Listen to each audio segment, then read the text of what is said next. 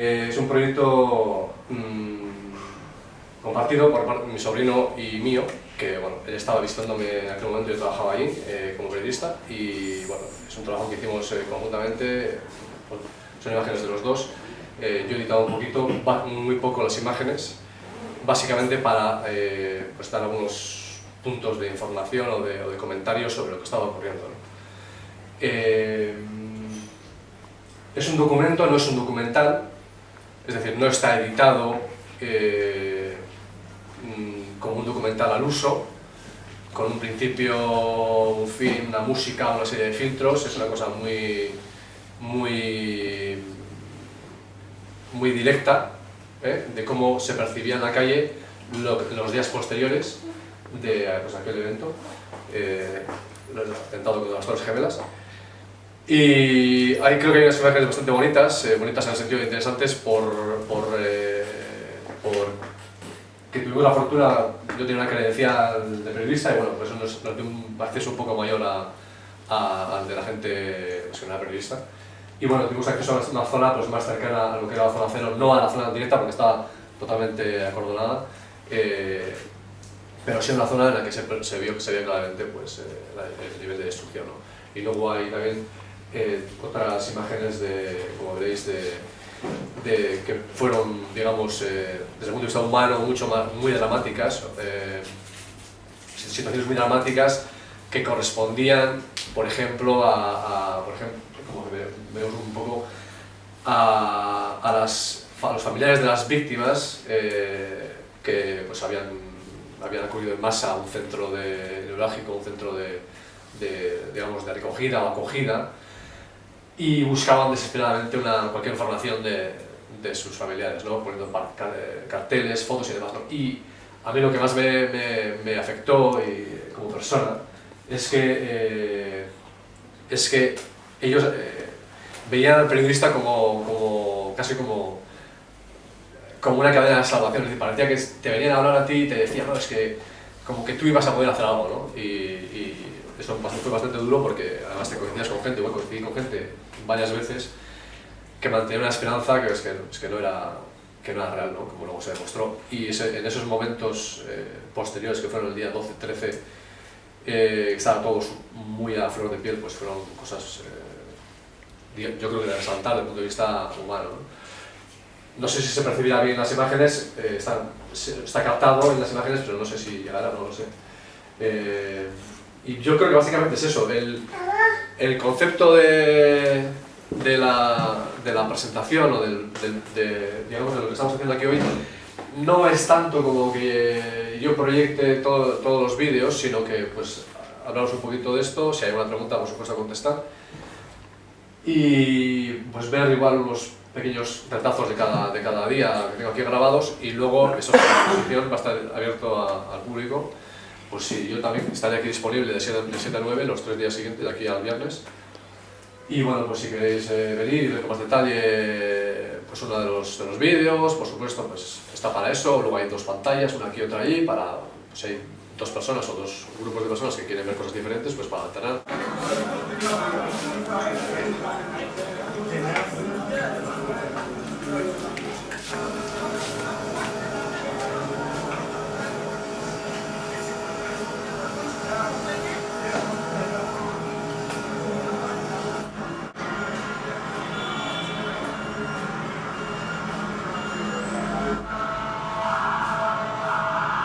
Esto en el mismo día, el 11, es decir, 2 horas aproximadamente después o 3 de que cayera la segunda torre.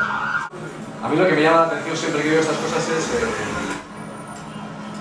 la calma, es decir, la falta de drama, ¿no? que se percibe entre la gente, ¿no?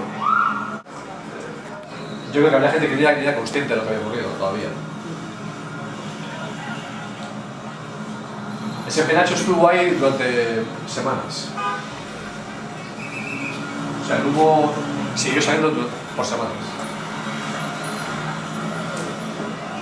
Y eso antes de que eso se veía perfectamente, es decir, era un punto de referencia. Yo cuando estaba perdido en Nueva York siempre miraba buscando las torres, si sabes, estaba al sur, entonces simplemente había miedo con razón porque luego ahora, por ejemplo, ahora en este momento hay unos problemas grandes, bueno, ahora es que la gente se está notando, la gente está muriendo, o tiene cánceres muy graves por la gente que estuvo trabajando, sobre todo en la zona cero, desescondrando, policías, bomberos, voluntarios, ¿no?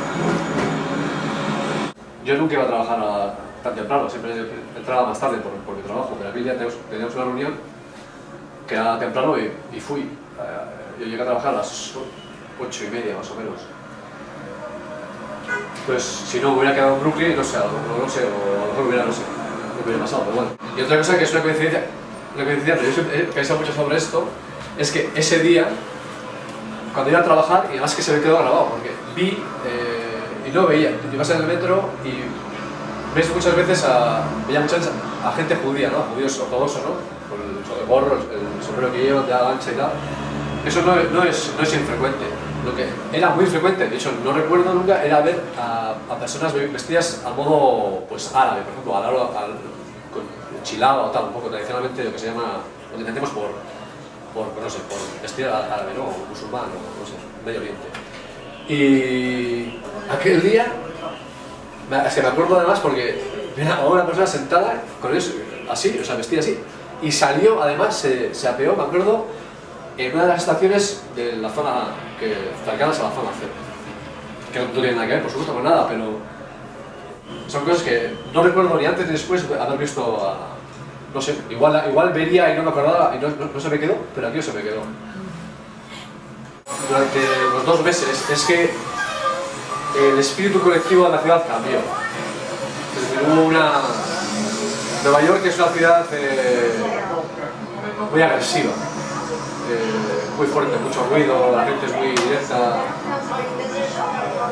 Y durante 2 meses hubo una especie como de catarsis que hizo que todo el mundo fuera más amable, que todo el mundo, los silencios desaparecieran, la gente hablase, pensase, ¿no? Una mayor humanidad. Durante 2 meses, yo me acuerdo luego, también me acuerdo de un día que vi a un coche, iba dentro, creo que iba pues un judío ortodoxo ahí con su gorro y sus flecos y una mala leche y dando el claso a toda, y dije, hemos vuelto a la normalidad. Pensé, esto ya no es lo que... Porque durante 2 meses más o menos, ya te digo, la gente no tocaba el claxon, joder, era una cosa increíble. Se generó mucha solidaridad, de verdad, además.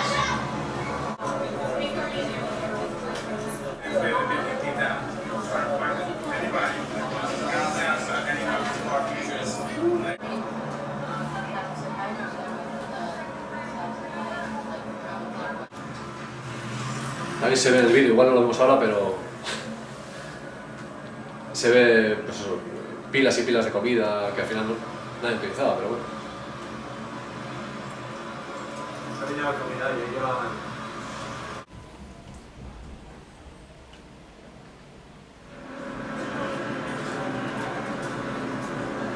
Es casi una semana después y parece que no ha pasado el tiempo.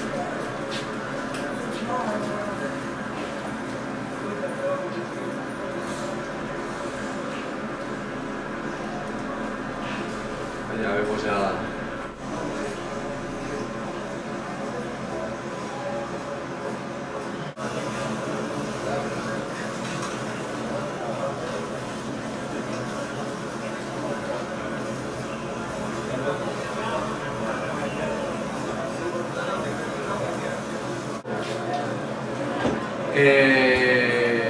por ejemplo, detalles como ese no han existido. Por ejemplo, a partir de entonces muchos equipos de fútbol, de baloncesto, de lo que sea, llevan la bandera estadounidense, pero antes no llevaban, nunca se llevaba. Lo que hacía era cantar el himno antes de los eventos deportivos, pero no había nada más. Y a partir de entonces sí, la bandera está mucho más omnipresente que